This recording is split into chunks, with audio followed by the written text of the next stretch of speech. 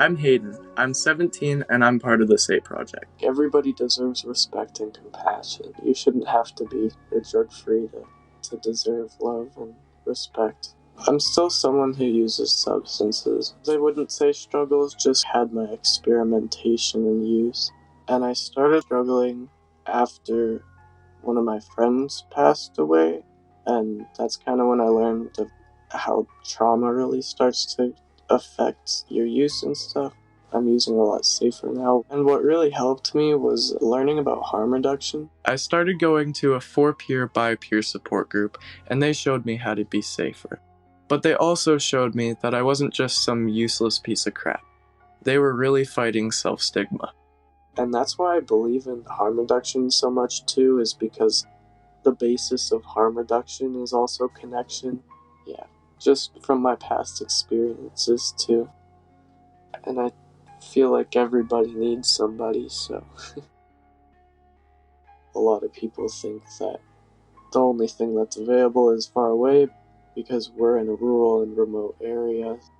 I'm just really hoping like it actually reaches people, harm reduction services and stuff too, and people know that there is something available.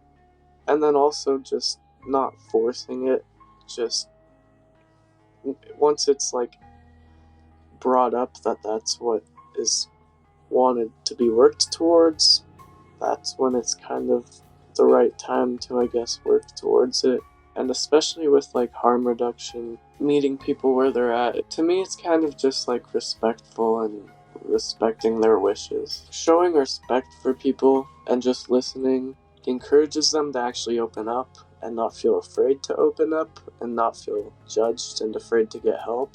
When you're kind of like forcing somebody to try and get help and they don't want it, I think it's honestly just more effective because humans like compassion and respect and they value it from others. And when they have compassion and respect, they feel valued, which helps them in kind of also breaking those self-stigmas and feeling better about themselves. Because when someone's stigmatized and discriminated against and just given tough love, it can have an effect on them to the point where like they think very dark things about themselves because of the things that other people think about them or the things that other people say about drug users.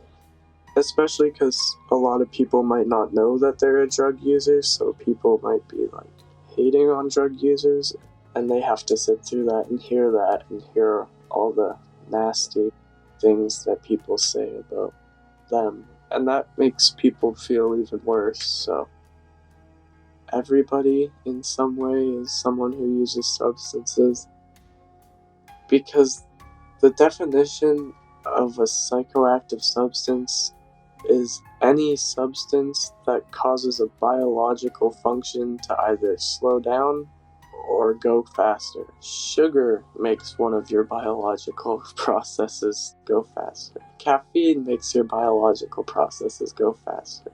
There's so many different things that we consume in our daily lives that are substances that haven't been impacted by prohibition.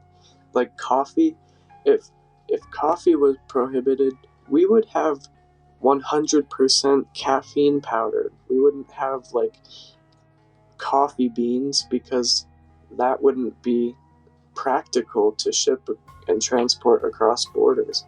If alcohol was illegal, we would have a horrible, horrible situation on our hands. And I'm glad that alcohol was legalized almost 100 years ago after it was prohibited for a bit there. And I really wish that they included drugs back then too, and that it didn't have to progress this far to now that we have such a toxic drug supply that it's killing this many people in a day. Coordinating our harm reduction groups, I get to see a group of people who are experiencing the same struggles, and they get to share those struggles, and they get to help each other through them instead of suffering alone and falling through the cracks like so many people have before. It also gives me strength to know that like maybe I'll save a life one day, and I hope I will.